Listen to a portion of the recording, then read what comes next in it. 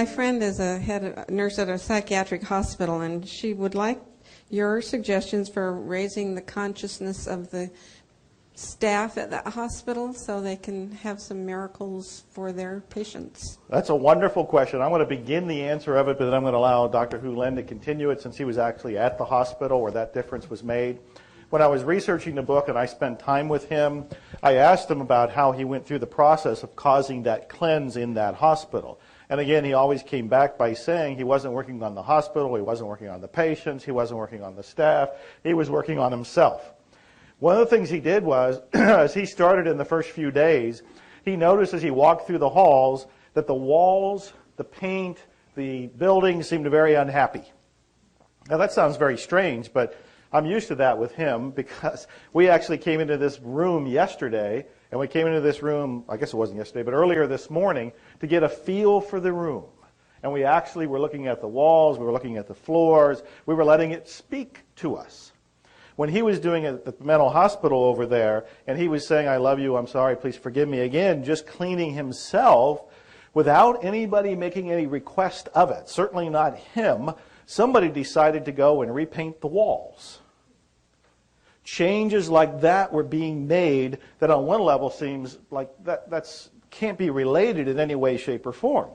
But also, as he kept doing it, some of the patients who had to be shackled didn't have to be shackled. Patients who had to be sedated no longer had to be sedated. And this was continuing to such an extent that the staff, and you got to remember, this was a very uncomfortable place to work. The staff was high turnover. People didn't want to go to work every day because when they went into the mental ward, they would often have to walk with their back against the wall because they were afraid of being attacked.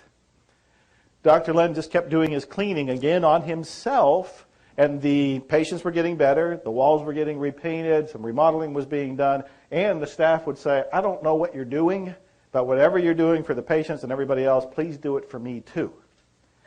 The answer to the question is that it was one person working on himself that was influencing the building and everything in it. And that is a good cue for you to come up and to continue that. She could do the same thing. I understand. She can definitely do the same thing. That's the whole answer. That's the whole metaphor, if you will, is that what he was doing in one place, you can do wherever you're at. No matter what the situation, the business, the corporation, the hospital, I don't care what it is. That's the answer. Great question. You have another question for me? Way over here. Can you raise your hand again so he's trying to find the best way to get to you.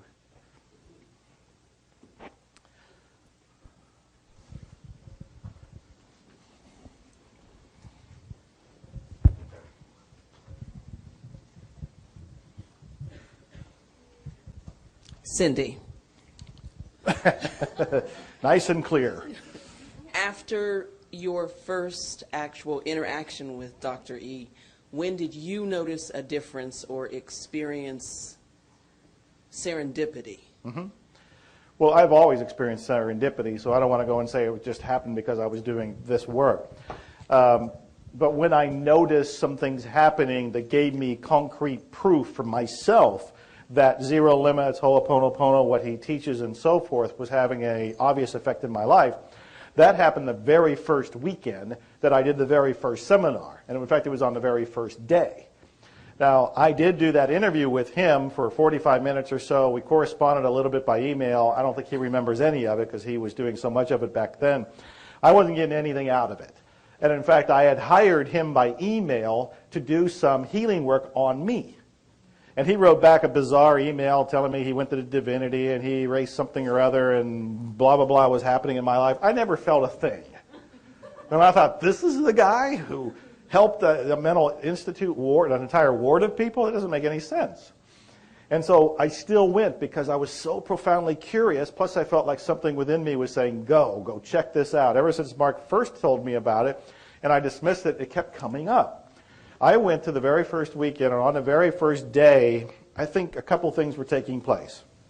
One is, by being in his energy field, I think I caught some of that, much like a tuning fork or a up with one that's already tuned beside it, they start to go into the same tune.